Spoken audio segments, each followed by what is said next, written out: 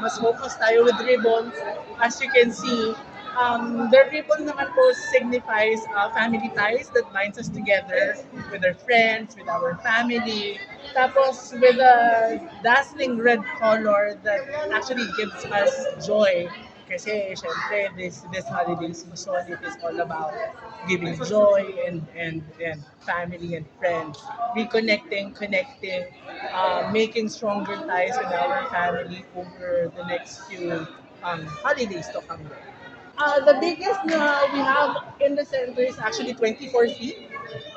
Tapos yung mga nandito sa baba, these are just actually the furnished from last year. Kasi we are also promoting sustainability. So with that, yun, kailangan nating ma-repurpose ang mga ibang on-hand natin na material. Sir, with this, we have actually, sir, parang mga 10 yung sa third floor.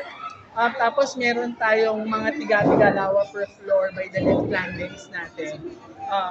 So technically, parang mga roughly more or less 20.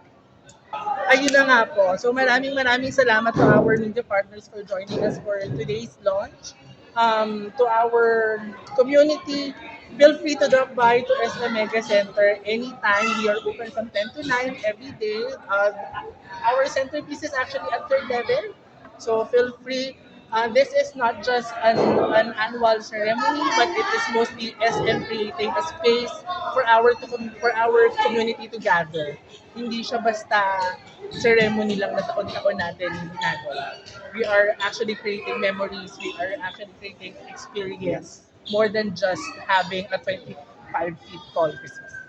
Okay. And Thank you for then that. feel Thank you, free to sir. follow Thank us you. on social media pages, Yes, Facebook, SM Mega Center. Instagram. So, nandun ang mga updates natin.